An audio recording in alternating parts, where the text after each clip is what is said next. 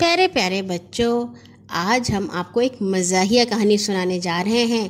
مزاحیہ کا مطلب ہوتا ہے جسے سن کر ہنسی آئے۔ کہانی کا عنوان ہے بادشاہ کی ہچکی، اور اسے آپ کے لیے لکھا ہے سعید لخت نے۔ ایک دن اندھیر نگر کے بادشاہ سلامت دربار میں آئے تو انہیں ہچکیاں آنے لگیں، ایک کے بعد دوسری اور دوسری کے بعد تیسری۔ ہچکیاں تھیں کہ رکنے کا نام نہ لیتی تھیں۔ اتنے میں وزیر اعظم صاحب حاضر ہوئے اور ہاتھ باندھ کر بولے، غلام تسلیمات عرض کرتا ہے عالی جاہ۔ بادشاہ سلامت نے جواب دینے کے لیے منہ کھولا تو اندر سے آواز آئی، ہٹ۔ وزیر اعظم حیران تو ہوئے مگر کچھ بولے نہیں، سر جھکا کر ادب سے ایک طرف کھڑے ہو گئے۔ تھوڑی دیر بعد فوج کا ایک بڑا جرنیل آیا، اس نے کھٹ سے سلوٹ کی اور پھر ہاتھ باندھ کر بولا، غلام سلام عرض کرتا ہے عالی جاہ۔ بادشاہ سلامت نے جواب دینے کے لیے منہ کھولا ہی تھا کہ اندر سے آواز آئی، ہچ۔ جرنیل تعجب سے بادشاہ سلامت کو دیکھنے لگا اور پھر ادب سے ایک طرف کھڑا ہو گیا۔ اب جو آتا اور بادشاہ سلامت کو سلام کرتا تو ان کے منہ سے سوائے ہچ کے علاوہ اور کچھ نہ نکلتا۔ ایک پڑوسی ملک نے اندھیر نگر پر چڑھائی کرنے کی دھمکی دی تھی اور وزیر اعظم اس بارے میں بادشاہ سلامت سے مشورہ کرنا چاہتے تھے۔ فوجی سپاہی بہت دنوں سے تنخواہ کی کمی کا رونا رو رہے تھے اور جرنیل بادشاہ سے ان کی تنخواہ بڑھانے کے بارے میں بات کرنا چاہتا تھا۔ خزانے کا وزیر بادشاہ کو یہ بتانا چاہتا تھا کہ بارشیں نہ ہونے کی وجہ سے فصلیں خراب ہو گئی ہیں، اس لیے کسانوں نے ٹیکس دینے سے انکار کر دیا ہے۔ اس طرح حکومت کے اور بہت سے لوگ اپنی درخواستیں لے کر بادشاہ سلامت کی خدمت میں حاضر ہوئے، مگر بادشاہ سلامت کے پاس ان سب باتوں کا ایک ہی جواب تھا، ہی۔ سارا دن بادشاہ سلامت کو ہچکیاں آتی رہیں۔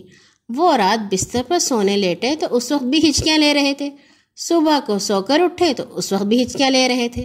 آخر تنگ آ کر انہوں نے وزیر اعظم کو بلایا اور ان سے کہا، ہمیں کل سے ہچکیاں آ رہی ہیں، رکنے کا نام ہی نہیں لے رہی۔ وزیر اعظم بولے، حضور جیسا میں کہوں ویسا کیجئے، ہچکیاں بند ہو جائیں گی۔ بادشاہ سلامت نے کہا، جلدی بتاؤ، مر گئی۔ وزیر اعظم بولے، ہے تو گستاخی مگر ہچکیاں روکنے کا اس سے اچھا طریقہ اور کوئی نہیں۔ حضور سر کے بل الٹے کھڑے ہو جائیں اور سانس روک لیں، 1 سیکنڈ میں ہچکیاں رک جائیں گی۔ بادشاہ سلامت فوراً سر نیچے ٹانگیں اوپر کر کے کھڑے ہو گئے اور سانس روک لی۔ ان کا منہ ٹماٹر کی طرح سرخ ہو گیا مگر ہچکیاں نہیں رکیں۔ اب انہوں نے فوج کے بڑے جرنیل کو بلوایا اور اس سے کہا، ہمیں کل سے ہچکیاں آ رہی ہیں۔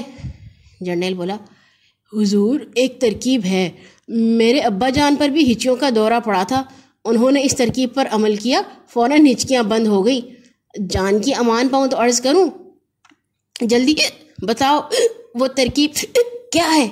بادشاہ سلامت نے پوچھا۔ جرنیل بولا، حضور گھوڑے پر اس طرح سوار ہوں کہ منہ گھوڑے کی دم کی طرف ہو اور پیٹھ اس کی گردن کی طرف، پھر بڑے بازار کا چکر لگائیں، ہچکیاں رک جائیں گی۔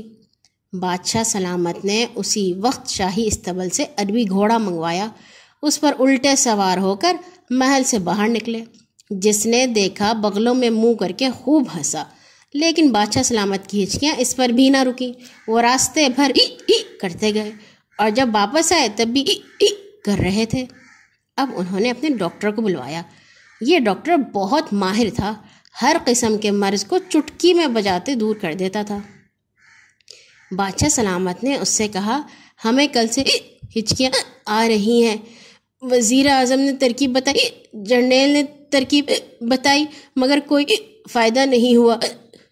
ڈاکٹر نے اپنا بیگ نکالا، ایک گولی اس میں سے نکالی اور بولا، حضور یہ گولی پانی سے نکل لیجئے، ہچکیاں رک جائیں گی۔ بادشاہ سلامت نے گولی کھا لی مگر خاک فائدہ نہ ہوا، ہچکیوں کا تانتا بندھا ہوا تھا۔ اب تو سبھی پریشان ہو گئے۔